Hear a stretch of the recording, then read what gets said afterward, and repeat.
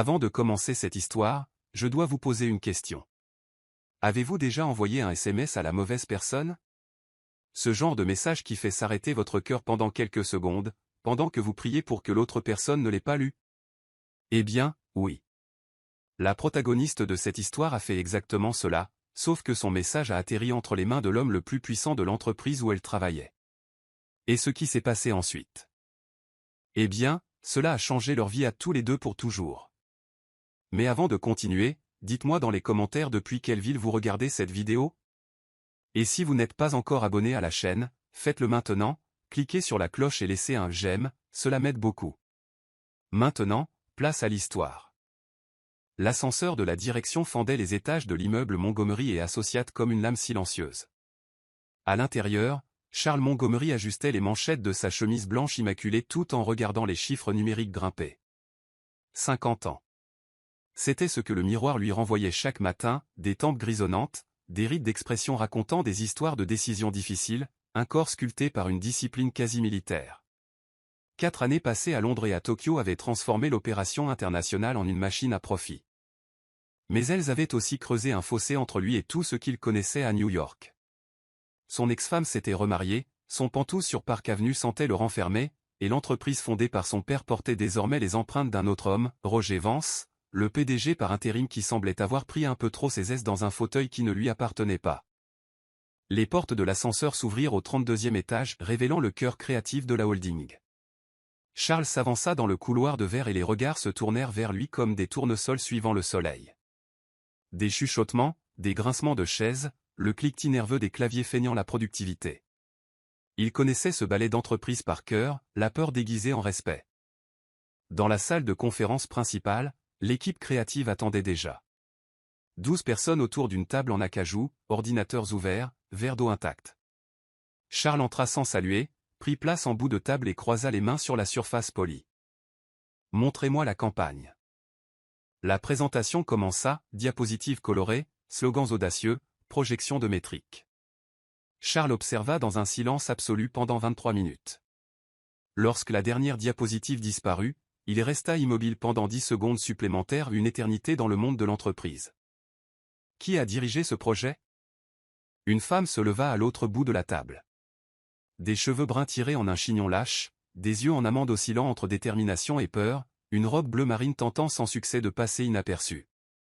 Moi, Monsieur Montgomery. Valérie Campbell, directrice artistique. Charles l'étudia comme s'il lisait un bilan financier. Chaque détail analysé, chaque faille potentielle cartographiée. Valérie Campbell, répéta-t-il, comme s'il goûtait le nom. Cette campagne est médiocre.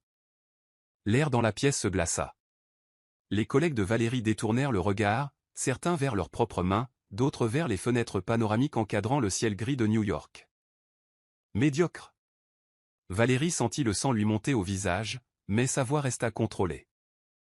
Avec tout le respect que je vous dois, Monsieur Montgomery, cette campagne a été développée sur la base d'études de marché approfondies et approuvées par la direction marketing. La direction marketing ne signe pas les chèques. Charles se pencha en avant, ses yeux gris fixés sur elle. Moi, si. Et je ne paie pas pour la médiocrité. Refaites-le. Vous avez 2 semaines. Il se leva et quitta la pièce sans un regard en arrière. Ses pas résonnèrent dans le couloir comme une sentence finale. Valérie resta debout, les ongles s'enfonçant dans ses paumes, la poitrine se soulevant au rythme de respiration contrôlée. Autour d'elle, ses collègues commencèrent à remballer leurs affaires dans un silence gêné. Val. Fiona, sa meilleure amie et rédactrice senior de l'équipe, lui toucha l'épaule. Les yeux noisettes de Fiona débordaient d'inquiétude. Pas maintenant, murmura Valérie. J'ai besoin d'air. Elle se dirigea vers la terrasse de l'étage, un espace étroit agrémenté de quelques plantes artificielles et de bancs en béton. La ville s'étendait en contrebas comme un échiquier chaotique, les voitures fourmillant sur les avenues, des vies entières se déroulant en parallèle, indifférentes à son petit désastre professionnel. Valérie sortit son téléphone de la poche de sa robe. Ses doigts tremblaient en tapant. Fi, tu ne vas pas le croire. Ce type est insupportable, froid, exigeant, zéro empathie. La seule chose qu'il a pour lui, c'est ce physique absurde pour un homme de 50 ans. On dirait qu'il est sculpté. Ce doit être de la frustration accumulée qu'il passe à la salle de sport. Pour qui il se prend pour nous humilier comme ça devant tout le monde? Elle appuya sur envoyer. Et c'est là que son monde s'effondra. Le nom en haut de la conversation n'était pas Fi. C'était Charles Montgomery, PDG. La discussion de groupe de l'entreprise qu'elle avait ouverte par erreur pendant la réunion.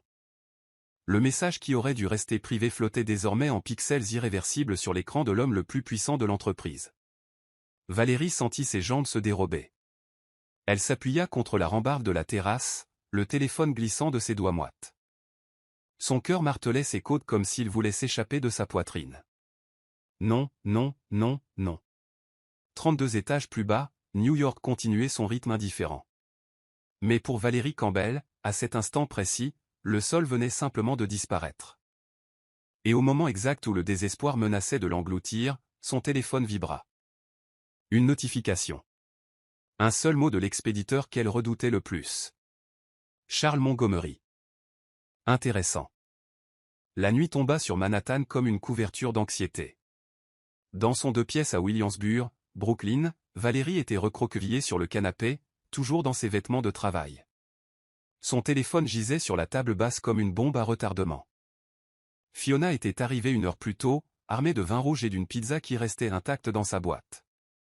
Elle occupait le fauteuil voisin, observant son amie avec un mélange d'inquiétude et d'incrédulité. « Val, tu dois manger quelque chose. »« J'ai besoin d'une machine à remonter le temps, fi. » Valérie frotta ses yeux gonflés. Intéressant. Qu'est-ce que ça veut dire, bon sang? Est-ce qu'il va me virer demain? Me signaler pour harcèlement? Se calmer? Fiona se rapprocha, s'asseyant près d'elle sur le canapé. Premièrement, tu n'as harcelé personne. Deuxièmement, c'était un message privé envoyé par erreur. Troisièmement, s'il voulait te virer, il l'aurait déjà fait. Tu n'as pas vu comment il m'a regardé pendant la réunion, fi. Comme si j'étais un insecte. Comme si je ne valais rien. La voix de Valérie se brisa sur le dernier mot, et Fiona reconnut ce ton. Ce n'était pas juste la peur pour son travail. C'était quelque chose de plus vieux, de plus profond. Ce n'est pas à propos de Charles Montgomery, n'est-ce pas? Valérie ferma les yeux. Les souvenirs revinrent comme une marée. Inévitable. Étouffant. 3 ans de relation. 3 ans de commentaires déguisés en plaisanterie. Tu vas porter cette robe? Je pensais que tu mettrais quelque chose de plus flatteur. 3 ans d'isolement progressif. Tes amis sont très superficiels, bébé. Tu mérites mieux. 3 ans de doute, plantés comme des graines empoisonnées. Tu es sûr que cette promotion est une bonne idée? Trop de responsabilités pourraient te submerger. Quand Valérie avait finalement rassemblé la force de mettre fin à tout ça, Luc avait retourné la situation. Pour leurs amis communs, pour sa famille, pour quiconque voulait l'écouter, elle était devenue la méchante. La femme ingrate qui avait abandonné un homme dévoué. J'ai passé 3 ans à penser que j'étais folle, fi. Valérie ouvrit les yeux, les larmes coulant silencieusement. Que j'étais inadéquate. Que j'avais de la chance que quelqu'un comme lui veuille de moi. Et maintenant, cet homme que je ne connais même pas me regarde de cette façon devant tout le monde. Et c'est comme si toutes ces voix revenaient. Exactement, compléta Fiona en serrant la main de son amie. Elles restèrent assises en silence un moment. La ville ronronnait au dehors. Val, écoute. Fiona se tourna pour la regarder en face. Luc était un narcissique manipulateur qui a passé des années à te rabaisser. Mais c'est fini. Tu t'en es sorti. Tu as reconstruit ta carrière. Tu es la directrice artistique la plus talentueuse que je connaisse. Un message envoyé par erreur n'efface rien de tout ça. Et s'il te vire? Alors tu trouveras un autre travail, un meilleur. Mais je doute que ça arrive. Pourquoi? Fiona esquissa un sourire énigmatique. Parce que intéressant, ce n'est pas la réponse de quelqu'un d'offensé, Val. C'est la réponse de quelqu'un d'intrigué. Valérie fronça les sourcils, assimilant les mots. Avant qu'elle ne puisse répondre, son téléphone vibra de nouveau. Cette fois, c'était un email professionnel. Objet, entretien individuel. Demain, 8 heures. Expéditeur, Charles Montgomery. Valérie, présentez-vous à mon bureau à 8 heures précises. Nous avons des choses à discuter. Ne soyez pas en retard. » Le cœur de Valérie s'emballa de nouveau. Fiona se pencha pour lire l'écran. « Eh bien, » dit-elle en essayant de paraître optimiste. « Au moins, il te donne une chance de parler avant toute décision. Ou il me donne la chance de creuser ma propre tombe. » Val, je sais. Pensée catastrophique. Valérie prit une grande inspiration, forçant l'air dans des poumons qui semblaient avoir oublié comment fonctionner. « J'irai. Je n'ai pas le choix. Mais si je t'appelle demain en pleurant depuis un carton rempli de mes affaires, je viendrai te chercher avec de la glace et une bouteille de champagne. » Fiona étreignit son amie. « Maintenant, mange cette pizza avant qu'elle ne soit totalement froide. » Tandis qu'elle mâchait une part sans la goûter, Valérie ne pouvait s'empêcher de penser aux mots que Charles avait utilisés. Intéressant. Qu'est-ce que Charles Montgomery avait bien pu trouver d'intéressant? Et pourquoi une partie d'elle, une petite partie irrationnelle et absolument inconvenante, voulait-elle le découvrir? À 7h47 le lendemain matin, Valérie se tenait devant le miroir des toilettes du bureau, essayant pour la 3e fois d'appliquer son rouge à lèvres sans trembler. Elle avait choisi un blazer bordeaux et une armure professionnelle et tiré ses cheveux en un chignon sévère qui disait « Prenez-moi au sérieux ». À 7h58, elle était devant la porte du bureau de Charles Montgomery, le cœur au bord des lèvres. À 8 heures précises, elle toqua. « Entrez ». La voix grave traversa le bois massif. Valérie tourna la poignée et entra. Le bureau de Charles était exactement ce qu'on attendait du PDG d'une holding multimilliardaire, spacieux, minimaliste, avec un mur entier en verre encadrant la skyline de Manhattan. Il se tenait près de la fenêtre, lui tournant le dos, tenant une tasse de café fumant. « Fermez la porte. » Elle obéit. Le déclic de la serrure sonna comme une condamnation. Charles se retourna. Sous cette lumière matinale, Valérie remarqua des détails que la colère de la veille avait obscurcis. La mâchoire anguleuse, les épaules larges sous le costume gris anthracite, la façon dont il occupait l'espace avec une autorité qui semblait absolument naturelle. « Asseyez-vous. » Elle marcha vers l'une des chaises face à son bureau, les jambes raides comme si elle traversait un champ de mines. Charles resta debout, s'appuyant contre le bord du bureau, la regardant de haut. « J'imagine que vous savez pourquoi vous êtes ici. » Le message. La voix de Valérie sortit plus assurée qu'elle ne l'espérait. « Monsieur Montgomery, je dois m'excuser. C'était une terrible erreur. Le message était privé. Il n'aurait pas dû être envoyé. Et le contenu était absolument honnête. » Le mot la prit par surprise. « Pardon ?» Charles croisa les bras sur sa poitrine. Il y avait quelque chose dans ses yeux que Valérie n'arrivait pas à déchiffrer. Ce n'était pas de la colère. Ce n'était pas du dédain. C'était quelque chose de plus proche de la curiosité. « Vous avez dit que je suis insupportable, froid, exigeant et que je manque d'empathie. » Il énuméra chaque adjectif avec un calme déconcertant. « Vous avez aussi dit que mon corps est, je cite, absurde pour un homme de 50 ans, et que j'ai l'air sculpté. Et votre théorie est que je passe ma frustration à la salle de sport. » Valérie sentit son visage brûler. Elle voulait que la terre s'ouvre pour l'engloutir. « Monsieur Montgomery.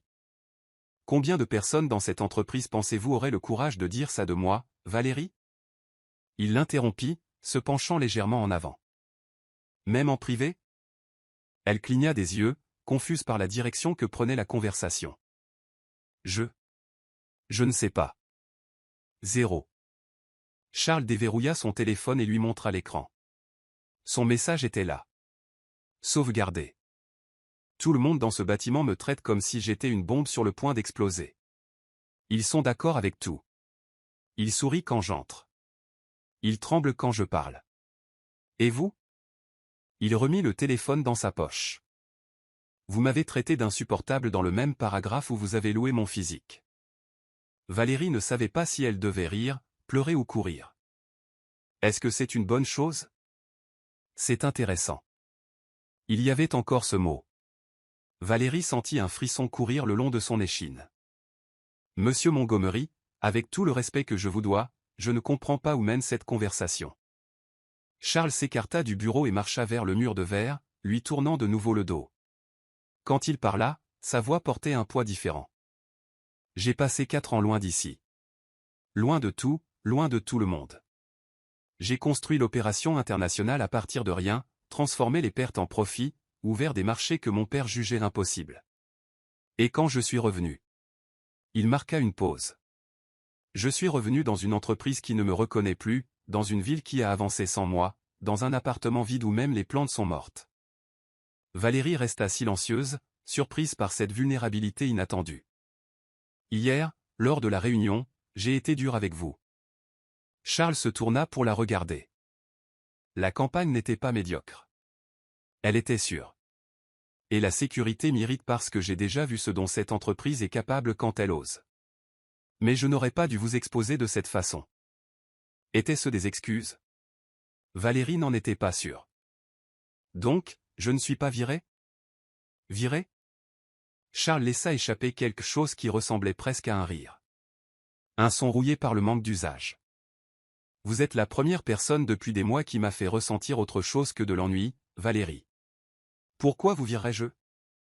Le silence qui suivit était chargé de quelque chose qu'aucun des deux ne pouvait nommer. Refaites la campagne, dit finalement Charles, reprenant son ton professionnel. Mais cette fois, ne pensez pas à ce qui est sûr. Pensez à ce qui est brillant. Vous avez 2 semaines. Valérie se leva. Les jambes encore tremblantes. Compris. Elle marcha vers la porte. Mais avant qu'elle ne puisse tourner la poignée, la voix de Charles l'atteignit une dernière fois. Valérie. Elle se retourna. À propos de la théorie sur la salle de sport. Il la regarda avec une intensité qui lui coupa le souffle. Vous n'avez pas complètement tort. La porte se referma derrière elle.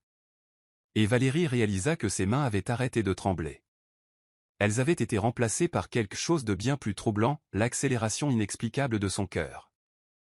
Les 2 semaines qui suivirent transformèrent Valérie en une femme obsédée. Elle arrivait au bureau avant tout le monde et partait après les dernières rondes de la sécurité. Son bureau disparut sous des couches de croquis, de références visuelles, de notes griffonnées sur des serviettes en papier. Mais ce n'était pas seulement la campagne qui occupait son esprit. Charles Montgomery était devenu une présence constante. Pas physiquement, mais comme une ombre qu'elle ne pouvait ignorer. Il apparaissait dans les réunions générales, toujours au fond de la salle, bras croisés, ses yeux scannant la foule jusqu'à trouver les siens. Il passait dans le couloir des créatifs plus souvent que nécessaire.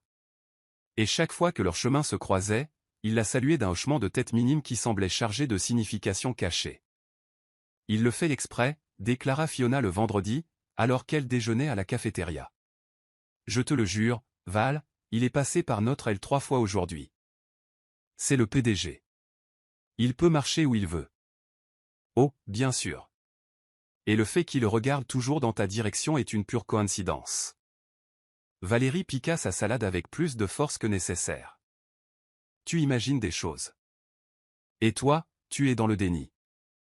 Fiona se pencha au-dessus de la table, baissant la voix. Val, l'homme s'est pratiquement excusé auprès de toi. Charles Montgomery ne s'excuse pas. Il vire des gens avant le petit déjeuner sans cligner des yeux. Il ne s'est pas excusé. Il a contextualisé. C'est la même chose venant de lui. Valérie soupira, repoussant son assiette.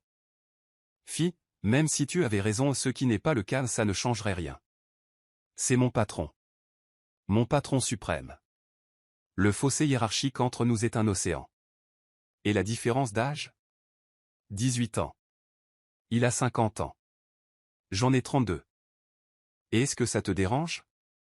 Valérie hésita. Durant les nuits d'insomnie de la semaine passée, elle s'était posé la même question. Elle visualisait le visage de Charles. Les rides autour de ses yeux quand il souriait presque. La façon dont les cheveux gris encadraient ses tempes. L'autorité naturelle qu'il dégageait. Je ne sais pas ce qui me dérange le plus, admit-elle enfin. L'âge, la hiérarchie, ou le fait que je n'arrive pas à arrêter d'y penser. Avant que Fiona ne puisse répondre, une ombre tomba sur leur table. Valérie. La voix grave les figea toutes les deux. Charles était là, plateau repas en main, la regardant avec cette expression indéchiffrable que Valérie commençait à trop bien connaître. Monsieur Montgomery. Elle se leva automatiquement. Asseyez-vous. Il fit un geste de la main libre. Ce n'est pas une inspection. C'est. Il sembla chercher le mot juste. Un déjeuner. Et là, à la stupéfaction absolue de Valérie et Fiona, Charles tira une chaise et s'assit à leur table. La cafétéria entière s'arrêta. Les conversations moururent. Les fourchettes restèrent suspendues en l'air. Le PDG de Montgomery et Associates ne mangeait pas à la cafétéria. Le PDG se faisait servir ses repas dans son bureau par un service traiteur exclusif. « Vous travaillez ensemble sur la campagne naturale, n'est-ce pas » demanda Charles, s'adressant à Fiona comme s'il ne remarquait pas les regards de toute l'entreprise fixés sur eux. « Oh oui, monsieur. » Fiona déglutit difficilement. « J'ai écrit les textes. Valérie a développé le concept visuel. C'était une bonne campagne. Créative. Risquée. Merci. » Charles commença à manger, complètement indifférent au chaos silencieux qu'il provoquait. Valérie observait, hypnotisée par la normalité bizarre de la scène. L'homme le plus puissant de l'entreprise, coupant du poulet grillé à côté de 2 employés du département créatif. La nouvelle campagne, dit-il en regardant directement Valérie. Comment ça avance? Bien. Elle força sa voix à être stable. J'ai quelques directions prometteuses. Je peaufine les concepts avant la présentation. Bien. Charles prit une gorgée d'eau. Je ne veux pas de sécurité. Je veux quelque chose qui me fasse ressentir. La phrase flotta dans l'air, chargée d'un double sens. Ou peut-être que Valérie projetait. Ou peut-être pas. Je ferai de mon mieux, répondit-elle. Je sais que vous le ferez. Il finit son repas dans un silence efficace, s'essuya la bouche avec sa serviette et se leva. Mesdames. Et il sortit, laissant derrière lui une cafétéria en état de choc collectif, et une Valérie avec le cœur battant si fort qu'elle était sûre que Fiona pouvait l'entendre. D'accord, chuchota Fiona après une minute entière de silence. Maintenant, tu ne peux pas dire que j'imagine des choses. Valérie ne dit rien. Parce que pour la première fois, elle n'était sûre d'absolument rien. Le week-end arriva comme un soulagement ambigu. Valérie avait besoin de distance. Loin du bureau, loin de Charles, loin de ses propres pensées qui tournaient en cercle de plus en plus serrés. Mais la distance physique ne fit pas taire son esprit. Samedi après-midi, elle retrouva Fiona dans un café de West Village. L'endroit était chaleureux, avec des murs en briques apparentes et des plantes suspendues créant de petits refuges d'intimité. « Tu as dormi » demanda Fiona desquelles vit les cernes de son amie. Définir dormir. Fermer les yeux plus de 3 heures consécutives? Alors non. Fiona soupira et poussa un cappuccino vers elle. Bois. Tu en as besoin.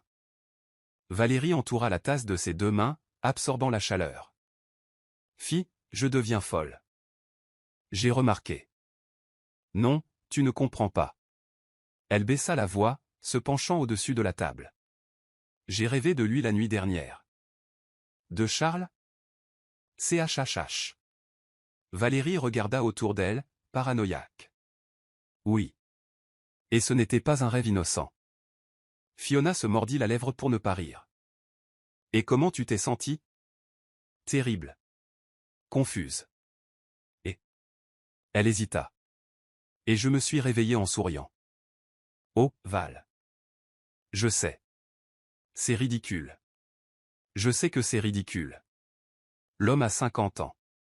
C'est mon patron. Il manipule probablement toute cette situation pour des raisons d'entreprise obscures que je ne peux même pas imaginer. Et me voilà à faire des rêves d'adolescente comme si j'avais 15 ans. Fiona tendit la main et prit celle de son amie. Ou, dit-elle doucement, tu te sens simplement attiré par quelqu'un pour la première fois depuis Luc. Le nom tomba entre elles comme une pierre. Ça fait 2 ans, Val.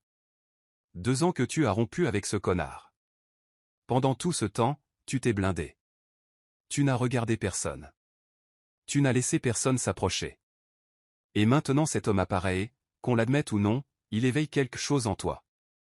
Pourquoi est-ce que ça doit être mauvais? Parce que c'est compliqué. La vie est compliquée. Ça ne veut pas dire que tu dois vivre anesthésié. Valérie laissa échapper un rire sans joie. Tu es en train de me dire d'investir sur Charles Montgomery? Je te dis d'arrêter de lutter contre ce que tu ressens. Ça ne veut pas dire passer à l'acte. Ça veut dire au moins le reconnaître. Reconnaître que je suis attiré par mon patron énigmatique et froid de 50 ans. Exactement. Valérie prit une longue gorgée de cappuccino, assimilant l'idée. Et s'il joue juste avec moi, fi? Si c'est un test d'entreprise bizarre? Alors tu le découvriras et tu passeras à autre chose. Mais si ce n'est pas le cas? La question resta suspendue dans l'air, sans réponse. Cette nuit-là, seule dans son appartement, Valérie ouvrit le fil de discussion pour la 100e fois. Le message était toujours là. L'erreur qui avait tout changé. Et en dessous, la réponse de Charles. Intéressant. Elle regarda le curseur clignoter un long moment. Puis, avant de pouvoir s'en empêcher, elle tapa. Monsieur Montgomery. Je sais que c'est le week-end, mais je voulais vous informer que les concepts sont pratiquement finalisés. Je pense que vous allez aimer. Valérie. Elle l'envoya avant de perdre son courage. 5 minutes passèrent. 10, 15. Elle était sur le point de jeter le téléphone et de se convaincre qu'elle avait joué les imbéciles quand la réponse arriva. Charles. Appelez-moi Charles.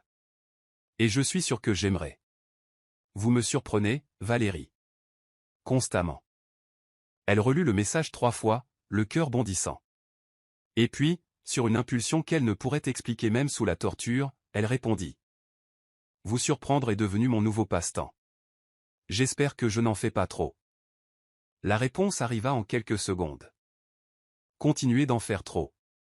C'est bon pour ma frustration accumulée. Clin d'œil. Valérie fixa l'émoji. Probablement le premier que Charles Montgomery utilisait dans toute sa carrière, et ce pendant si longtemps que l'écran s'assombrit.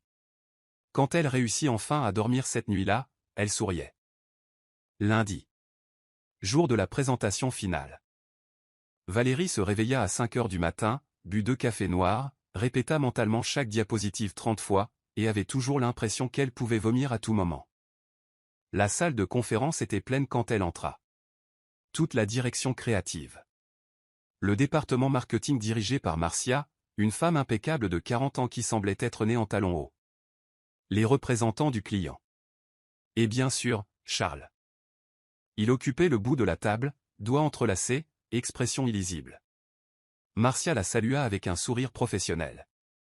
Nous sommes impatients de voir ce que vous avez préparé. Merci. Elle connecta son ordinateur au projecteur, prit une grande inspiration, et commença. Dans les 40 minutes qui suivirent, Valérie se transforma. La femme incertaine qui était entrée dans cette pièce disparut, remplacée par une professionnelle passionnée qui connaissait chaque pixel, chaque concept, chaque décision créative par cœur. Elle parla de narration visuelle, de connexion émotionnelle, d'audace calculée. Elle montra des campagnes de référence qui avaient changé les marchés et expliqua comment sa proposition pouvait faire de même. Quand la dernière diapositive apparut, une vidéo conceptuelle qu'elle avait montée personnellement jusqu'à 3 heures du matin, la salle était dans un silence absolu. La vidéo se termina. Valérie éteignit le projecteur et se tourna pour faire face au verdict. Des questions? Silence. Marcia échangea un regard avec les représentants du client. Il y avait quelque chose dans ce regard que Valérie n'arrivait pas à déchiffrer. Valérie, commença la directrice marketing, c'était brillant. La voix de Charles coupa la pièce. Tous les yeux se tournèrent vers lui. Il se leva, marcha vers l'avant de la salle et se tint à côté de Valérie. Si près qu'elle pouvait sentir la chaleur émaner de lui. Ceci, il pointa l'écran encore allumé, et exactement ce que je voulais dire quand je parlais d'audace. Concept innovant, exécution impeccable, risque calculé. Il se tourna vers les représentants du client. Messieurs, si vous n'approuvez pas cette campagne, vous faites la plus grosse erreur de l'année fiscale. Les représentants se regardèrent. Le plus âgé, un homme aux cheveux blancs dans un costume conservateur, hocha lentement la tête. Approuvé. La salle éclata en applaudissements retenus, soupirs de soulagement, sourires d'entreprise. Mais Valérie l'enregistra à peine, car Charles était toujours à ses côtés, et ses yeux gris n'avaient pas quitté les siens une seconde. Félicitations, dit-il doucement, pour qu'elle seule entende. Merci, Charles. Quelque chose brilla dans ses yeux en entendant son prénom au lieu du titre formel. Quelque chose qui fit faire un saut périlleux à l'estomac de Valérie. Après la réunion, alors que les gens se dispersaient dans des conversations parallèles, Marcia s'approcha de Valérie. J'ai besoin de vous parler dans mon bureau. 10 minutes. Le ton était sérieux. Valérie hocha la tête, une pointe d'appréhension perçant l'euphorie. Dans le bureau de Marcia, un espace élégant surplombant la ville, la directrice alla droit au but. La campagne a été approuvée, mais nous avons maintenant un problème logistique. Elle tendit un dossier à Valérie. Le client veut accélérer le lancement. Cela signifie un voyage en Californie la semaine prochaine pour la réunion finale et les ajustements de dernière minute. La Californie? Le client est du secteur viticole et agricole. Leur siège est dans la Napa Valley. Il y a des dîners d'affaires prévus là-bas. Je devrais accompagner le PDG, mais ma mère est tombée malade et je dois rester à New York. Et vous voulez que j'y aille à votre place? Valérie sentit son sang se glacer. Avec Monsieur Montgomery? Marcia la regarda avec une expression suggérant qu'elle en savait plus qu'elle ne le laissait paraître. Vous connaissez la campagne mieux que quiconque. Vous êtes le choix logique. Elle fit une pause. Un problème? Problème ne commençait même pas à décrire la situation. Un voyage d'affaires. Avec Charles. Hôtel. Dîner. Des heures seules dans des avions et des voitures. Aucun problème, entendit-elle sa propre voix dire. Quand partons-nous? Jeudi. Le vol part à 7 heures du matin. Valérie hocha la tête mécaniquement, l'esprit tournoyant déjà à travers des scénarios qu'elle ne devrait pas imaginer. En quittant le bureau de Marcia, elle trouva Charles dans le couloir. Il était appuyé contre le mur, bras croisés, comme s'il l'attendait. J'ai entendu parler du voyage, dit-il. Les nouvelles vont vite. Je suis le PDG. Les nouvelles me trouvent. Il fit un pas de plus. Napa Valley. Vous y êtes déjà allé? Une fois, quand j'étais enfant. Alors ce sera une redécouverte. Il y avait quelque chose dans la façon dont il dit redécouverte qui fit déglutir Valérie. On dirait bien. Charles sourit. Un vrai sourire, pas la version d'entreprise qu'il distribuait en réunion. Un sourire qui transformait son visage d'intimidant à dévastateurement attirant. On se voit à l'aéroport, Valérie. Il s'éloigna dans le couloir, la laissant clouée sur place, le cœur tonnant, et une seule certitude résonnant dans son esprit, ce voyage allait tout changer. L'aéroport JFK bourdonnait de l'urgence typique des matins new-yorkais. Valérie arriva à 6 heures, traînant une valise à roulettes et portant le poids d'une nuit blanche. Elle avait changé de tenue 3 fois avant de partir, optant finalement pour un tailleur pantalon noir et un chemisier en soie bordeaux professionnel avec une touche d'audace. Charles était déjà à la porte d'embarquement quand elle arriva. Il portait un jean foncé la première fois que Valérie le voyait sans costume et une chemise bleu marine aux manches retroussées jusqu'au coude, révélant des avant-bras qu'elle ne devrait définitivement pas remarquer. Ponctuel, commenta-t-il quand elle approcha. C'est moi qui ai dit ne soyez pas en retard. C'était il y a 2 semaines. J'ai une bonne mémoire. Le coin de sa bouche se souleva. Je sais. Le vol était en classe affaires. Un luxe auquel Valérie n'était pas habituée. Les sièges étaient spacieux, séparés par une console partagée. Charles la laissa prendre le hublot. Quand l'avion décolla, New York rétrécit sous eux comme une maquette infinie. Valérie regardait par le hublot, essayant de ne pas penser à la proximité de l'homme à côté d'elle. Vous êtes tendu. L'observation l'a pris par surprise. Je ne le suis pas. Vous agrippez la coudoir comme si vous alliez vous enfuir.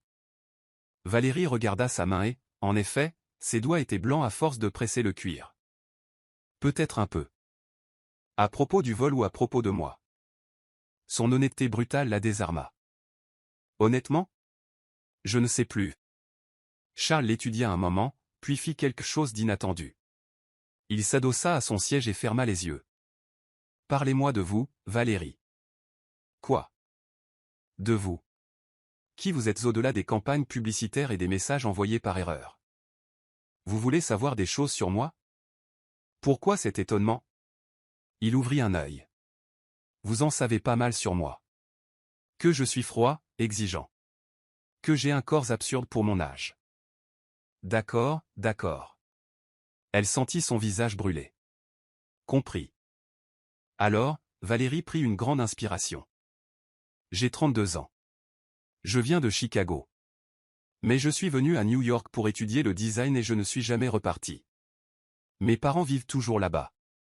J'ai un frère cadet qui est médecin. Elle hésita. Je suis sorti d'une relation compliquée il y a 2 ans.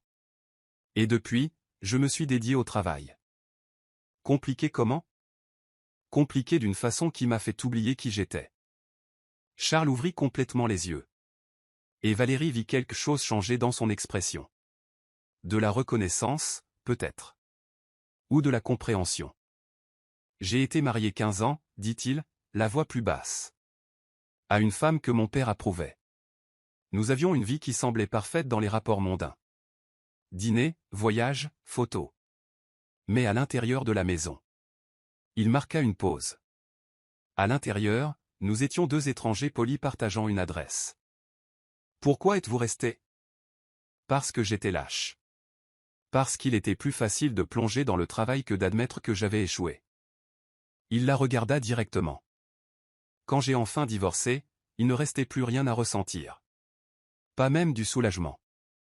Valérie soutint son regard, surprise par la vulnérabilité qu'il offrait. Et maintenant, demanda-t-elle. Que ressentez-vous maintenant? Charles ne répondit pas immédiatement. Le moteur de l'avion ronronnait en arrière-plan.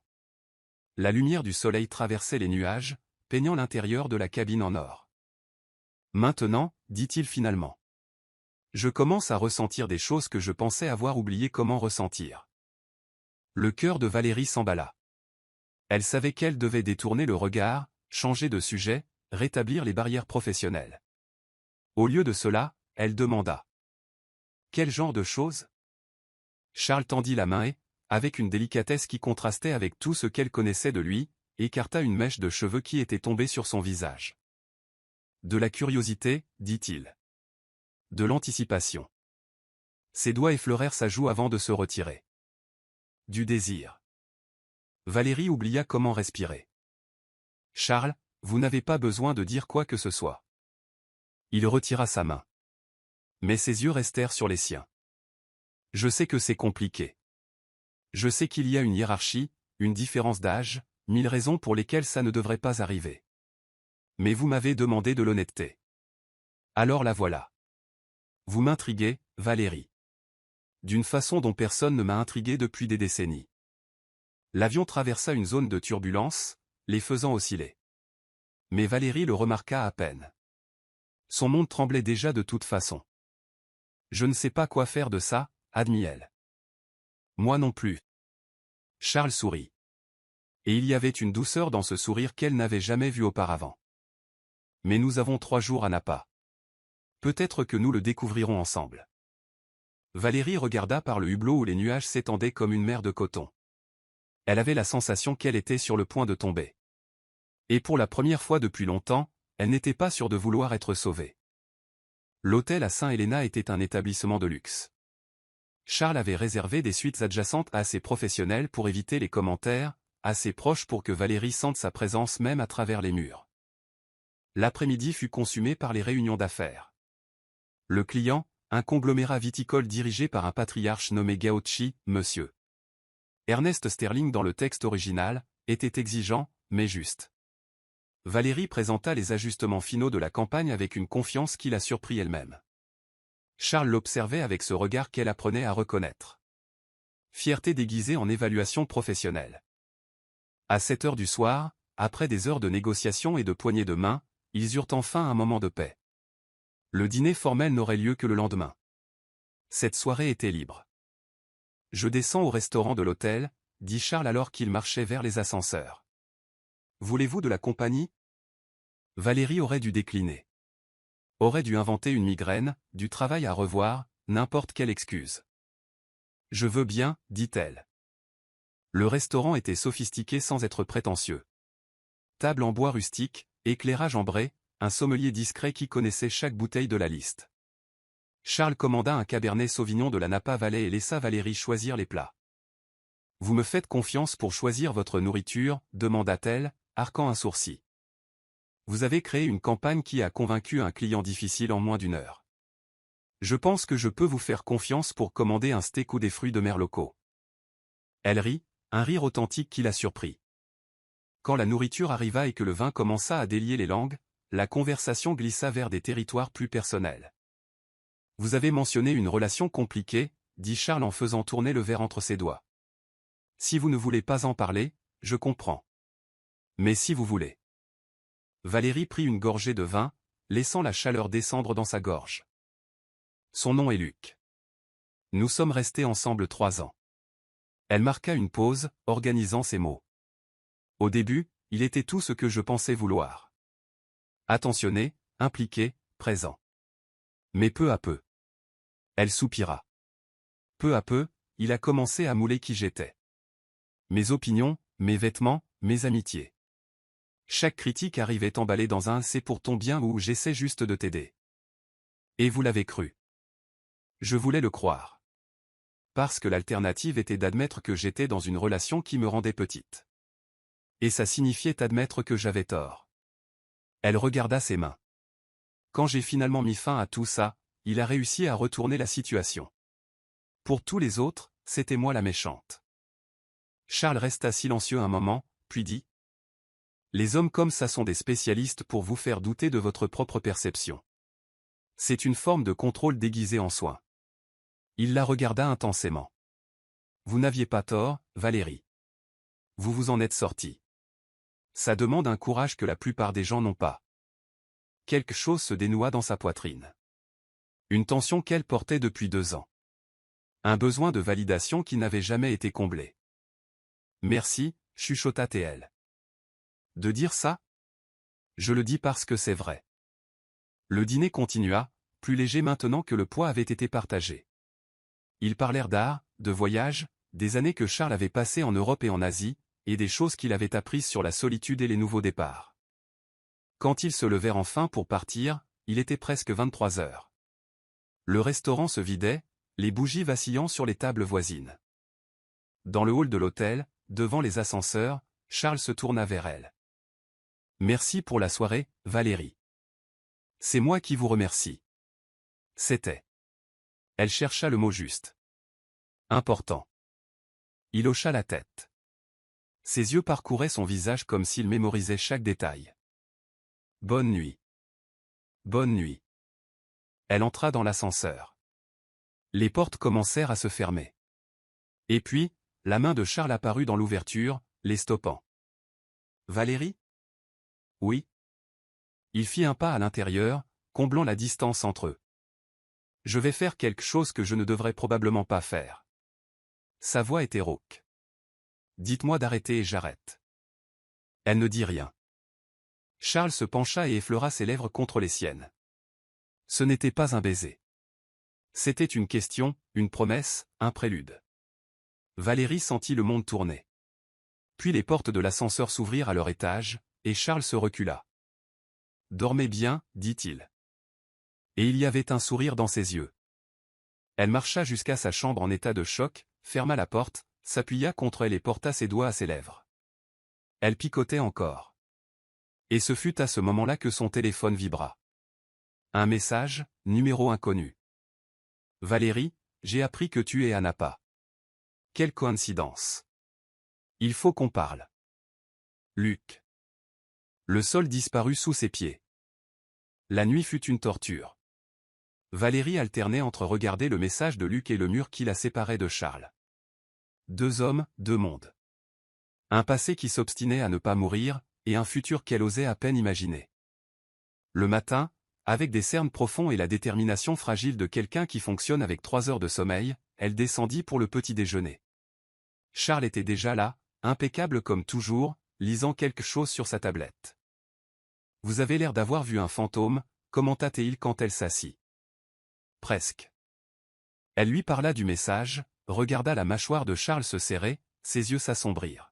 « Comment a-t-il su que vous êtes ici ? » Aucune idée. Les réseaux sociaux peut-être. Quelqu'un de l'entreprise qui a commenté. « Que allez-vous faire ? » Valérie regarda le café qu'elle avait commandé, encore fumant. L'ignorer. C'est ce que j'aurais dû faire depuis le début. Et s'il insiste, alors je gérerai. Je ne vais pas le laisser gâcher ce voyage, ou... Elle hésita. Quoi que ce soit d'autre.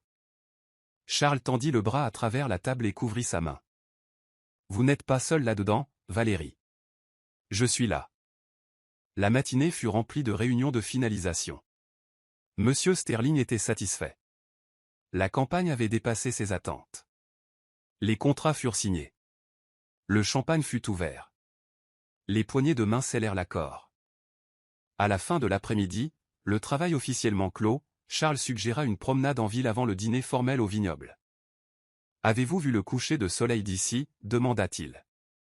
Ils allèrent sur les rives de la rivière Napa. Le soleil descendait lentement, teignant l'eau d'orange et de rose. Valérie se sentait étrangement en paix pour la première fois depuis des jours.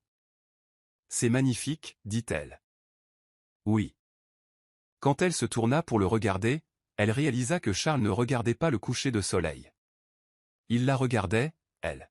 « Charles, je sais. » Il fit un pas vers elle. « Je sais que c'est compliqué. Je sais qu'il y a 1000 raisons de ne pas faire ça, mais aucune d'elles ne change le fait que je n'arrive pas à arrêter de penser à vous. » Moi non plus, admit-elle. Et ça me fait peur. Pourquoi? Parce que la dernière fois que j'ai laissé entrer quelqu'un, je me suis perdu. Charles toucha son visage, ses doigts traçant la ligne de sa mâchoire. Je ne suis pas lui, Valérie. Je ne le serai jamais. Sa voix était ferme, pourtant douce. Je ne veux pas vous changer. Je veux vous connaître. La personne que vous êtes maintenant, avec toutes les cicatrices et toute la lumière. Elle ferma les yeux, laissant les mots pénétrer. Et si je ne sais pas encore qui est cette personne? Alors nous le découvrirons ensemble. Un jour à la fois. Quand elle ouvrit les yeux, Charles était si proche qu'elle pouvait voir les ridules autour de ses yeux. Les mèches grises illuminées par le soleil couchant. Cette fois, quand il se pencha, ce n'était pas une question. C'était une déclaration. Le baiser fut lent et profond, chargé de tout ce qui n'avait pas été dit. Valérie sentit qu'elle fondait contre lui, ses mains agrippant les revers de sa veste comme s'il était sa seule encre dans la réalité. Quand ils se séparèrent enfin, tous deux étaient à bout de souffle. « Ceci, dit Charles, le front reposant contre le sien, change tout. Je sais. Et ça vous va? » Valérie pensa à toutes les complications, tous les obstacles, toutes les voix de doute dans sa tête. Oui, dit-elle. Où ça m'ira? Ils retournèrent à l'hôtel main dans la main, ignorant les regards curieux, ignorant le poids du monde professionnel qui les attendait à New York. Mais l'univers, comme toujours, avait d'autres plans. Dans le hall de l'hôtel, debout avec un bouquet de fleurs et ce sourire répété que Valérie connaissait si bien, se trouvait Luc. « Bébé, dit-il en ouvrant les bras. Je suis venu te chercher. » Le sang de Valérie se glaça. Charles fit un pas en avant, se positionnant entre elle et Luc. « Qui êtes-vous? » Luc le toisa de haut en bas, ne cachant aucun dédain. « Luc Fernandez, son petit ami. »« Et vous êtes? » ?»« Ex-petit ami, » corrigea Valérie, la voix tremblante d'une rage contenue. « Valérie, s'il te plaît, on doit parler. Nous n'avons rien à nous dire. Nous avons rompu il y a 2 ans. Tu as rompu. Je n'ai jamais accepté. » Charles fit un autre pas, et Valérie remarqua qu'il se retenait de s'en prendre à Luc. « La dame a été claire, » dit Charles, d'une voix mortellement calme. Elle a dit non. Acceptez-le et partez. Était qui toi pour donner des ordres? Luc le regarda avec mépris. Son grand-père? Le coup était calculé, et Valérie vit l'impact que point dans les yeux de Charles. Bref, mais bien réel. Avant qu'il ne puisse répondre, elle s'interposa entre les deux hommes. Luc, écoute-moi bien, car je ne le dirai qu'une fois. Sa voix s'était affermie, alimentée par une rage dont elle ne soupçonnait même pas l'existence. Tu m'as détruite. Tu as passé 3 ans à me convaincre que j'étais folle, que j'étais inadéquate, que je n'étais rien sans toi. Mais je m'en suis sortie. Je me suis reconstruite. Et maintenant, tu débarques ici en pensant pouvoir simplement ignorer 2 ans de silence, tout ça parce que tu n'as jamais accepté la rupture. Valérie, tu fais une scène, dit-il. Non, je pose des limites pour la première fois de ma vie. Pars, Luc. Pars. Et ne cherche plus jamais à me contacter. Si tu le fais, j'engagerai des poursuites judiciaires. Le visage de Luc se crispa. Le masque de charme cédait la place à l'homme que Valérie connaissait derrière les portes closes. Tu vas le regretter, siffla-t-il. J'ai déjà regretté beaucoup de choses. Avoir rompu avec toi n'en fait pas partie. Luc regarda Valérie, puis Charles, et de nouveau Valérie. Sans un mot de plus, il jeta le bouquet au sol et quitta le hall. Valérie resta immobile un instant, le corps entier tremblant sous l'effet de l'adrénaline. Charles l'enveloppa alors dans une étreinte, et elle s'autorisa enfin à s'effondrer. « Tu as été incroyable » chuchota-t-il contre ses cheveux. « Je tremble. Parce que tu as été courageuse. Et le courage, ce n'est pas l'absence de peur. » Elle se recula suffisamment pour le regarder. « Merci d'être là, toujours. » Ce soir-là, ils n'allèrent pas au dîner au vignoble. Ils s'excusèrent auprès du client, prétextant un imprévu. Ils dînèrent dans la chambre de Valérie, avec un repas du service d'étage et une bouteille de vin, discutant de tout et de rien jusqu'à 3 heures du matin. Lorsque Charles se leva finalement pour regagner sa chambre, il s'arrêta à la porte. « Valérie ? Ce que Luc a dit. À propos de moi, comme quoi je pourrais être ton grand-père. C'était pathétique. C'était calculé. » Il la regarda avec gravité. La différence d'âge. Est-ce que ce sera un problème pour toi? Valérie s'avança vers lui, se hissant sur la pointe des pieds pour atteindre son visage. La seule chose qui serait un problème, dit-elle, c'est si tu renonçais à cause de ça. Elle l'embrassa, un baiser doux et délibéré. Bonne nuit, Charles. Bonne nuit, Valérie. La porte se referma et Valérie s'appuya contre elle, un sourire qu'elle ne pouvait contenir aux lèvres. Pour la première fois depuis des années, elle se sentait complète et irrévocablement libre. Le dernier jour à Napa se leva limpide, sous un ciel d'un bleu impossible. L'air portait cette fraîcheur caractéristique de la Californie du Nord. Valérie se réveilla avec un SMS de Charles. « Bonjour. Tu as bien dormi ?» Elle sourit à l'écran. « Comme je n'ai pas dormi depuis des années. »« Et toi ?»« J'ai passé la nuit à penser à toi. »« Ça compte ?» Son cœur fit une pirouette. La journée fut remplie des dernières formalités de travail, d'ajustement de contrat et de la bureaucratie nécessaire accompagnant toute grande transaction. Mais entre les réunions, les regards que Charles et Valérie échangeaient portaient une nouvelle complicité, un délicieux secret n'appartenant qu'à eux. Le soir venu, c'était le dîner formel au vignoble. Monsieur Sterling avait réservé un restaurant près de Yountville, une propriété centenaire surplombant les vignes. Valérie choisit une robe vert émeraude que Fiona avait insisté pour qu'elle emporte. On ne sait jamais quand il faudra être fatal, Val. Lorsqu'elle descendit dans le hall, Charles l'attendait. Il portait un costume bleu sombre sans cravate, le premier bouton de sa chemise ouvert. En la voyant, son regard parcourut la robe, ses cheveux lâchés, ses talons hauts. « Tu es. » commença-t-il. « Quoi ? » Les mots me manquent. Valérie sentit son visage brûler de plaisir. Le trajet vers Yountville se fit dans une voiture envoyée par le client, presque 1 heure entre montagne et vignoble. Charles lui tint la main tout le long, son pouce traçant de l'encercle dans sa paume. Le restaurant était époustouflant, des tables en extérieur sous un ciel étoilé, des bougies sur chaque surface. L'arôme du vin et des mets flottait dans l'air. Monsieur Sterling les reçut avec des accolades chaleureuses et présenta sa famille. Femmes, enfants, belles-filles, tout un contingent de gens authentiquement gentils. Le dîner coula de source, comme les meilleurs dîners le devraient.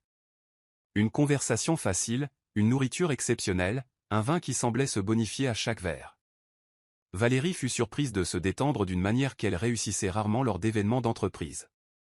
Charles, à ses côtés, était différent aussi. Moins le PDG intimidant, plus l'homme présent.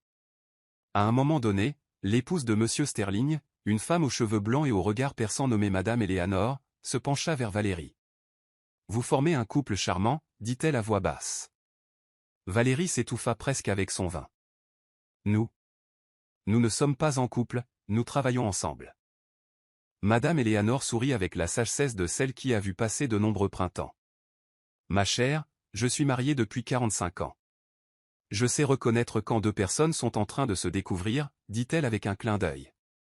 Et vu la façon dont il vous regarde, je pense que ce n'est pas juste du travail. Avant que Valérie ne puisse répondre, Charles se leva. Valérie, voudrais-tu danser ? Un petit orchestre avait commencé à jouer dans un coin de la terrasse, une musique douce et romantique. Je ne sais pas si nous devrions. Nous le devrions. Il lui tendit la main. Viens. Elle accepta, se laissant guider vers la petite piste de danse. Charles la tenait fermement, une main sur sa taille, l'autre entrelacée avec la sienne. Ils commencèrent à bouger lentement, au rythme de la musique. « Tu sais que tout le monde nous regarde » murmura-t-elle. « Je sais. Et ça m'est égal. » « Pourquoi ça t'est égal ?» Il l'attira plus près de lui. « J'ai 50 ans, Valérie. J'ai passé des décennies à me soucier de ce que pensent les autres. Je ne veux plus perdre de temps avec ça. Et quand nous rentrerons à New York? Les ragots, la hiérarchie, les RH. Je m'en occuperai. Ensemble. » La musique changea pour quelque chose d'encore plus lent. Charles posa son front contre le sien.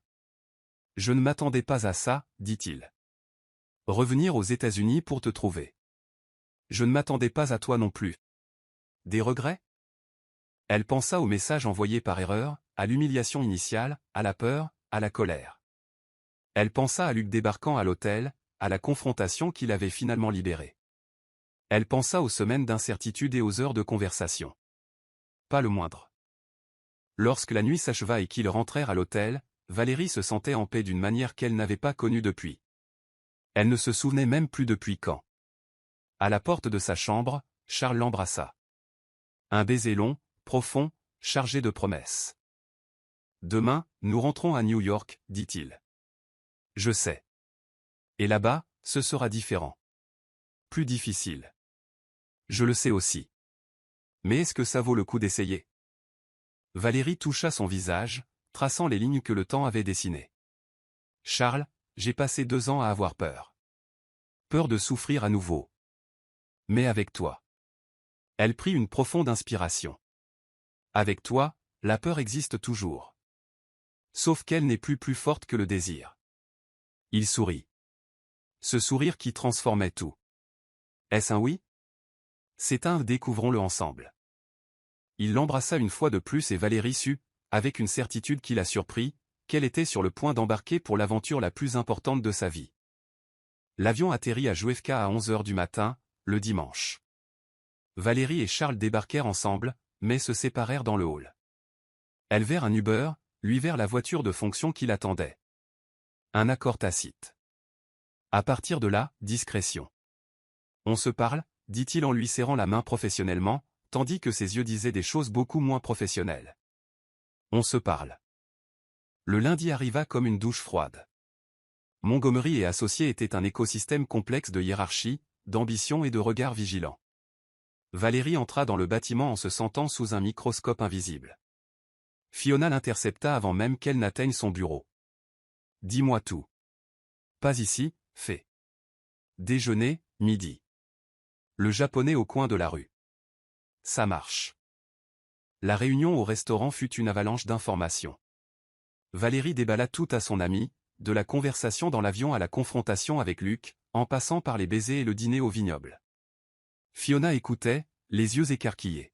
« Tu es en train de me dire, » résuma-t-elle quand Valérie s'arrêta enfin pour respirer, « qu'en 3 jours tu as embrassé le PDG, affronté ton ex narcissique et décidé de commencer une relation qui pourrait faire imploser ta carrière?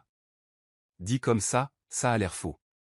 Ça a l'air fou parce que ça l'est. » Fiona marqua une pause dramatique. « Et j'adore ça. Enfin quelque chose qui arrive dans cette boîte et qui n'est pas une feuille de calcul ou une réunion. Fait, c'est sérieux. Je sais que c'est sérieux. C'est exactement pour ça que je suis heureuse. » Elle prit les mains de son amie. « Val, tu as passé 2 ans à te cacher, à travailler obsessivement, à éviter tout ce qui ressemblait à un risque émotionnel. Et maintenant tu es là, vivante, effrayée et amoureuse. C'est un progrès. Je n'ai pas dit que j'étais amoureuse. Tu n'avais pas besoin de le dire. » La semaine qui suivit fut un exercice d'équilibre. Au travail, Valérie et Charles maintenaient la distance professionnelle attendue. En réunion, il était le PDG exigeant.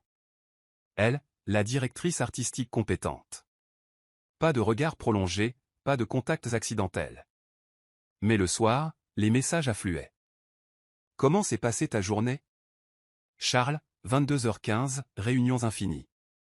Le client cosmétique veut refaire tout le brief. Et la tienne? Valérie, 22h18, réunion du conseil. Mon père met la pression pour les résultats trimestriels. Rien d'inattendu.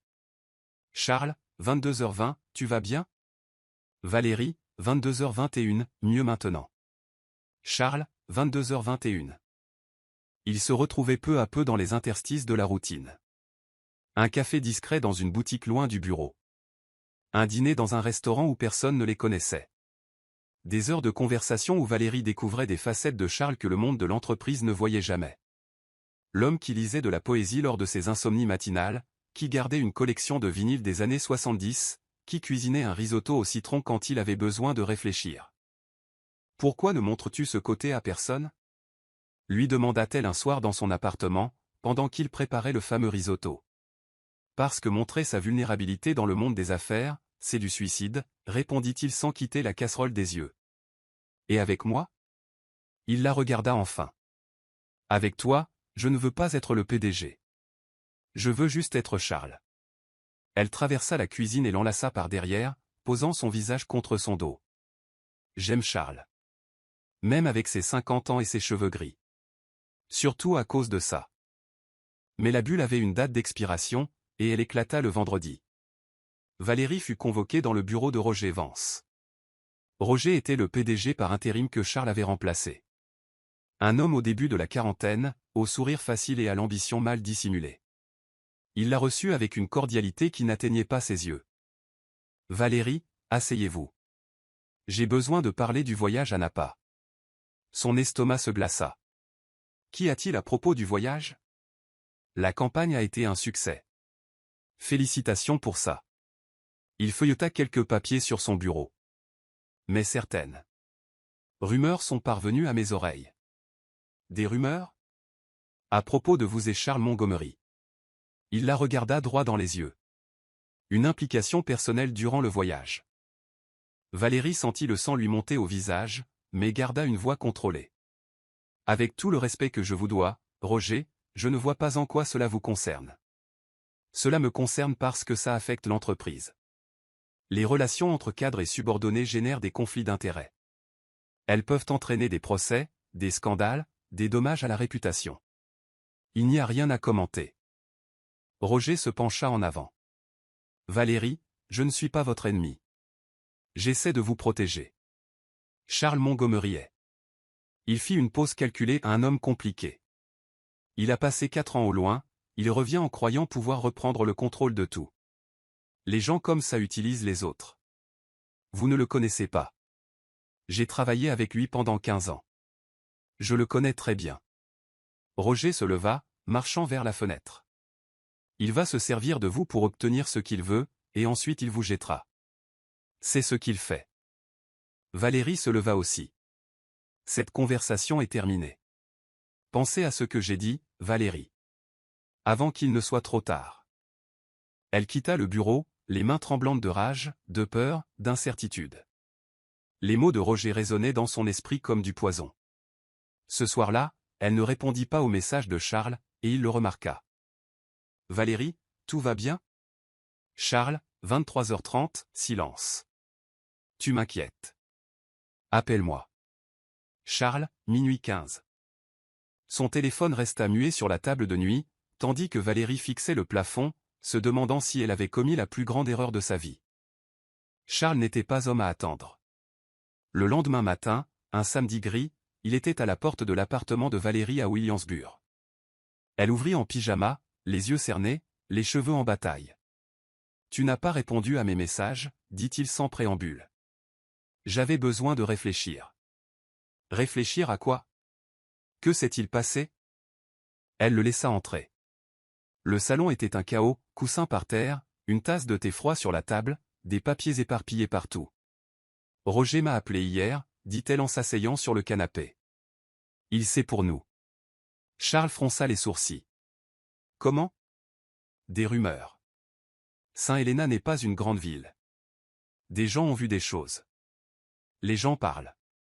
Et qu'a-t-il dit? Valérie répéta la conversation. Chaque mot. Chaque insinuation.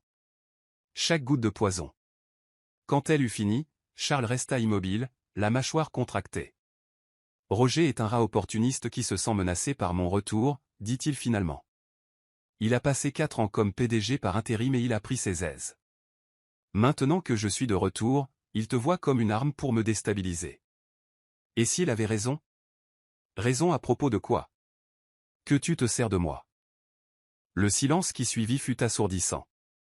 Tu crois vraiment ça? La voix de Charles était basse, blessée. Je ne sais plus quoi croire. Valérie se leva, faisant les 100 pas il y a 3 semaines, j'étais une employée lambda qui a envoyé un texto par erreur. Et maintenant, je suis au milieu d'un jeu de pouvoir que je ne comprends même pas. Tu es le PDG, Charles. Tu as tout à perdre et tout à gagner. Moi, je ne suis. Je ne suis qu'un pion sur l'échiquier. Charles s'approcha d'elle, lui tenant fermement les épaules. Regarde-moi. Elle leva les yeux, croisant les siens. Tu n'es pas un pion, dit-il. Tu es la personne qui m'a réveillé. La personne qui m'a fait ressentir quelque chose de réel pour la première fois depuis des années.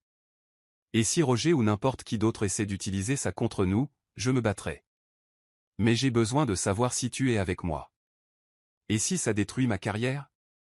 Ça n'arrivera pas, tu ne peux pas le garantir. Non, je ne peux pas. Il relâcha ses épaules, passant une main dans ses cheveux. La vie n'offre aucune garantie, Valérie. Je sais que tu as été blessée auparavant. Je sais que la confiance n'est pas quelque chose que tu donnes facilement. Mais je te demande d'essayer. Avec moi. Valérie sentit les larmes lui brûler les yeux. Et si je ne suis pas assez forte? Tu as affronté Luc devant un hôtel entier et tu l'as envoyé au diable. Tu as bâti une carrière à partir de rien dans une industrie dominée par les hommes. Tu es la femme la plus forte que je connaisse. Il lui toucha le visage, essuyant une larme qui s'échappait. La question n'est pas la force, c'est le choix. Et quel est mon choix? Rester ou partir? Je respecterai n'importe quelle décision. Mais si tu restes? Il se rapprocha encore. Si tu restes, je te promets que je ferai en sorte que chaque risque en vaille la peine. Valérie ferma les yeux. Elle se sentait à la croisée des chemins. Le chemin sûr de la solitude d'un côté. Le chemin incertain de l'amour de l'autre. Et puis elle pensa à tout ce qu'elle avait vécu ces 2 dernières années. La carapace de protection qu'elle avait construite. Les relations qu'elle avait évitées. Les opportunités qu'elle avait manquées. Elle ouvrit les yeux. Je reste. Charles l'embrassa. Un baiser de soulagement, de gratitude, de commencement. Merci, chuchota-t-il contre ses lèvres. Ne me remercie pas tout de suite. Nous devons encore survivre à Montgomery et associés. Avec toi à mes côtés, je survis à tout. Ils passèrent le reste de la journée ensemble à échafauder des plans. Comment gérer Roger? Comment communiquer la relation au RH de manière proactive? Comment blinder la carrière de Valérie contre toute représaille? Ce ne serait pas facile. Mais pour la première fois, tous deux sentaient qu'ils n'étaient plus seuls. Et cela, découvrirent-ils, faisait toute la différence. Lundi. Réunion extraordinaire du conseil d'administration de Montgomery et associés. Valérie était dans la salle d'attente du 35e étage. Les mains froides et le cœur battant la chamade. Charles était entré dans la salle du conseil il y a 1 heure. Là-dedans se décidait l'avenir de l'entreprise. Et indirectement, leur avenir. Roger avait avancé ses pions durant le week-end. Conversation avec les membres du conseil. Insinuation sur la capacité de leadership de Charles. Rumeur sur un comportement inapproprié avec une employée. Un dossier informel peignant le PDG comme un homme incontrôlé faisant passer ses intérêts personnels avant l'entreprise. Mais Charles avait aussi préparé son propre terrain. Les portes de la salle du conseil s'ouvrirent et Valérie sursauta. Anthony Montgomery. Le patriarche de 75 ans, fondateur de l'entreprise et père de Charles, sortit le premier. Ses yeux trouvèrent ceux de la jeune femme. « Comment allez-vous, Valérie » dit-il. Ce n'était pas une question. « Bien, monsieur. » Anthony l'étudia un long moment, le regard perçant malgré son âge. « Mon fils m'a parlé de vous. » Elle ne savait pas quoi dire. « Il a dit que vous êtes la personne la plus honnête qu'il connaisse. » Que vous l'avez défié quand tout le monde était d'accord. Que vous avez sauvé une campagne à $1 million par pur talent. Anthony fit un pas vers elle. Il a aussi dit qu'il est amoureux de vous. Valérie sentit son visage s'embraser. Monsieur Montgomery. J'ai fondé cette entreprise il y a 50 ans, poursuivit Anthony. J'ai tout vu. Trahison, alliance, avidité. Mais j'ai appris une chose. Ce sont les gens qui comptent. Pas les chiffres. Pas les contrats. Les gens. Il la regarda avec une intensité qui lui rappelait beaucoup son fils. Mon fils a passé des années à être le parfait exécutif et un être humain absent. Si vous êtes la raison pour laquelle il change, alors vous êtes la bienvenue dans cette famille. Avant que Valérie ne puisse répondre, Charles apparut dans l'encadrement de la porte. Papa, j'ai déjà dit ce que j'avais à dire. Anthony marcha vers l'ascenseur, puis s'arrêta et regarda en arrière. Roger a été écarté. À l'unanimité. Un sourire minimal courba ses lèvres. Prenez soin de mon fils, Valérie. Il est plus fragile qu'il n'en a l'air. L'ascenseur se referma et Charles et Valérie restèrent seuls dans le couloir. Que s'est-il passé là-dedans, demanda-t-elle. Je leur ai tout dit sur nous, sur Roger, sur ses manœuvres pour me déstabiliser. Charles s'approcha. J'ai présenté les résultats de l'opération internationale, les contrats que j'ai conclus, la campagne du secteur vinicole que tu as dirigée, et j'ai dit que toute tentative de m'attaquer à cause de ma relation avec toi était un écran de fumée pour cacher l'incompétence. Et ça a marché? Le conseil a voté pour mon maintien en tant que PDG et a voté pour le départ de Roger. Il lui prit les mains. C'est fini, Valérie. Il ne peut plus te menacer. Elle laissa échapper un soupir qui semblait porter le poids du monde. Et nous concernant? Qu'a dit le conseil? Que les relations entre cadres et employés ne sont pas interdites, tant qu'il n'y a pas de conflit d'intérêts direct. Tu seras transféré pour faire ton rapport à Marcha au lieu de moi. Tu gardes ton titre, ton salaire, ton équipe. Et les ragots? Ils existeront. Ils existent toujours. Il lui caressa le visage. Mais laisse-les parler. Nous connaissons la vérité. Valérie sentit les larmes venir, de soulagement cette fois. J'ai cru que j'allais tout perdre. Tu as failli. Charles l'attira dans une étreinte. Mais tu n'as rien perdu. Et tu ne perdras rien. Ils restèrent là, dans le couloir vide du 35e étage, enlacés comme si le monde pouvait s'effondrer à tout moment. Mais cette fois, Valérie le savait. Ensemble, ils pouvaient tout reconstruire. 6 mois plus tard. Le coucher de soleil peignait la terrasse du Penthouse de Charles dans des nuances d'orange et de rose. Valérie était sur le balcon, un verre de vin à la main, regardant la ville s'illuminer peu à peu. Beaucoup de choses avaient changé depuis ce matin à l'aéroport JFK. Roger avait fondé son propre cabinet de conseil. Et selon les rumeurs, ça ne marchait pas particulièrement bien. Luc n'avait plus jamais cherché à la contacter. Le silence, cette fois, était définitif. Fiona avait été promue directrice de création de l'une des sociétés de production du groupe et sortait avec un avocat spécialisé en droit d'auteur rencontré lors d'une conférence. Et Valérie? Valérie s'était épanouie. La campagne de Napa avait remporté 3 prix de l'industrie. Elle avait été invitée à prendre la parole lors d'un congrès international de design. Son équipe s'était agrandie. Sa confiance s'était solidifiée. Sa voix avait trouvé sa force. Mais la plus grande transformation n'était pas dans les titres ou les récompenses. Elle était dans le miroir. La femme qui regardait son propre reflet n'était plus cette créature effrayée que Luc avait laissée derrière lui. C'était quelqu'un qui connaissait sa valeur, qui posait des limites, qui aimait sans se perdre. La porte du balcon s'ouvrit et Charles apparut. Il avait une petite boîte entre les mains. « Qu'est-ce que c'est » demanda-t-elle. « Un cadeau. » Valérie ouvrit la boîte. À l'intérieur, il y avait une clé dorée sur un porte-clés en cuir. « Charles, c'est la clé de l'appartement. Je sais que nous ne sommes ensemble que depuis 6 mois, dit-il. Je sais que selon les normes habituelles, c'est trop rapide. Mais j'ai 50 ans, Valérie. Je ne veux plus perdre de temps à prétendre que je ne sais pas ce que je veux. Et que veux-tu? Toi. Ici, avec moi. Il lui prit les mains. Je ne te demande pas en mariage. Pas encore. Je te demande de construire une vie avec moi.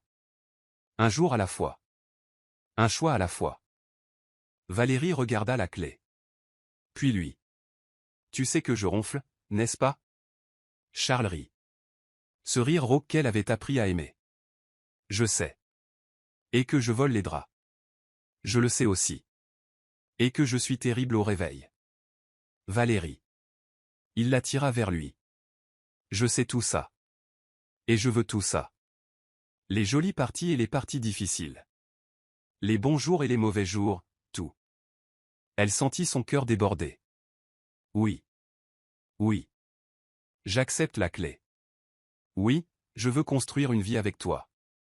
Oui à tout. Charles l'embrassa sous le ciel qui s'assombrissait. Sous les premières étoiles qui commençaient à apparaître. Sous la promesse d'un futur qu'aucun d'eux n'aurait pu imaginer quelques mois plus tôt. Quand ils se séparèrent, Valérie rit. Qui a-t-il? Demanda-t-il. Je pense à ce message. Celui que j'ai envoyé par erreur. Cet homme est insupportable. C'est celui-là. Elle posa son front contre le sien. Si je ne m'étais pas trompé de destinataire, rien de tout ça ne serait arrivé. Alors en fait, je devrais remercier ton doigt maladroit. Je préfère le destin. Le destin, ça marche aussi. Ils restèrent là, enlacés sur le balcon, tandis que New York vibrait en bas et que les étoiles se multipliaient là-haut. Valérie pensa à tout ce qu'elle avait traversé pour arriver là. Les cicatrices laissées par Luc, la peur de ressentir, le courage de recommencer. Elle pensa à Fiona qui ne l'avait jamais abandonnée. À Anthony, qui l'avait accueilli sans jugement. À Charles, qui l'avait vue quand elle pouvait à peine se voir elle-même. Le voyage n'était pas terminé. Il y aurait des défis, des obstacles, des jours où le doute tenterait de s'infiltrer. Mais pour la première fois de sa vie, Valérie savait qu'elle n'était pas seule. Et cela, découvrit-elle, était la vraie signification du « ils vécurent heureux ». Pas une destination. Mais un choix répété chaque jour. Et elle était prête à choisir. Un message par erreur. Un regard qui avait tout changé. Deux cœurs qui avaient appris à battre ensemble. Parfois, les plus grands amours commencent par les plus petites erreurs.